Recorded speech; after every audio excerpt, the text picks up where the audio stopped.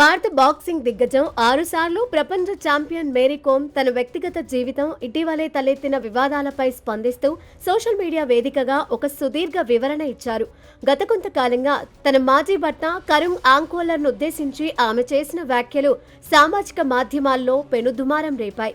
ఒక ప్రముఖ టాక్ షోలో ఆమె మాట్లాడిన మాటలు పురుష సమాజాన్ని కించపరిచేలా ఉన్నాయని నెటిజన్లు తీవ్ర స్థాయిలో ధ్వజమెత్తారు. ఈ నేపథ్యంలోనే మేరీ కోమ్ స్పందిస్తూ తాను ఎవరిని వ్యక్తిగతంగా బాధ పెట్టాలని ఆ వ్యాఖ్యలు చేయలేదని, కేవలం తనలో దాగి ఉన్న ఆవేదన మాత్రమే బయటకొచ్చిందని వెల్లడించారు.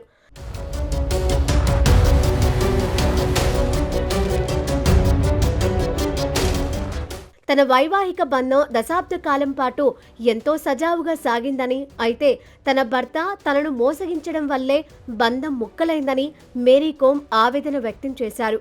2025లో అధికారికంగా విడాకులు తీసుకున్నప్పటి నుండి తనపై జరుగుతున్న ట్రోల్స్ ఆరోపణల వల్ల మానసికంగా ఎంతో కుంగిపోయారని ఆమె ఈ సందర్భంగా గుర్తు చేసుకున్నారు. తన మాటలు ఎవరైనా పురుషులను లేదా సమాజాన్ని ఇబ్బంది పెట్టి ఉంటే మనస్ఫూర్తిగా క్షమించాలని మేరీ కోమ్ కోరారు.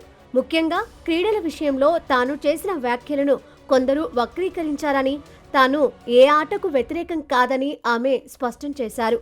తాను బాక్సర్నైనా ఫుట్బాల్ను ఎంతో ప్రేమిస్తానని, సునీల్ ఛెత్రి, బైచుంగ్ భుటియా వంటి దిగ్గజ క్రీడాకారుల పట్ల తనకు అపారమైన గౌరవం ఉందని పేర్కొన్నారు. ప్రతి క్రీడాకారుడు ఎంతో కష్టపడితేనే ఉన్నత స్థానాలకు చేరుకుంటారని, ఏ క్రీడను లేదా ఆటగాడిని తక్కువ చేసి మాట్లాడటం తన ఉద్దేశం కాదని వివరించారు. తన వ్యక్తిగత జీవితంలో ఎదుర్కొన్న చేదు అనుభవాల నుండి వచ్చిన ఆ మాటలను తప్పుగా అర్థం చేసుకోవద్దని ఆమె ప్రజలను అభ్యర్థించారు.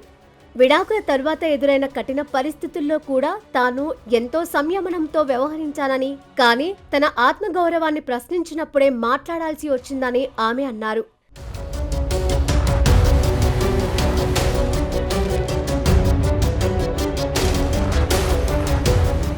ఇక తన మాజీ భర్త కరుణ్ త్యాగాల గురించి వస్తున్న వార్తలపై కూడా మేరీ కోమ్ ఘాటుగానే స్పందించారు. మేరీ కోమ్ కెరియర్ కోసం తాను ఫుట్బాల్ను వదులుకున్నానని కరుణ్ గతంలో చేసిన వ్యాఖ్యల్లో నిజం లేదని ఆమె కొట్టిపారేశారు. తామిద్దరం ఢిల్లీలో తొలిసారి కలుసుకునే సమయానికే ఆయన ఫుట్బాల్ ఆడటం మానేశారని, కాబట్టి తన కోసం ఆయన కెరియర్ను త్యాగం చేశారు అనడం సరికాదని వాస్తవాలను వెల్లడించారు. ఒక క్రీడాకారిణిగా దేశానికి ఎన్నో పతకాలు అందించిన తాను ప్రస్తుతం తన వ్యక్తిగత స్వేచ్ఛను, ప్రశాంతతను కోరుకున్నట్లు తెలిపారు. తప్పుడు ప్రచారాలను నమ్మవద్దని, తన వివరణతో ఈ వివాదానికి ముగింపు పలకాలని ఆమె ఆకాంక్షించారు.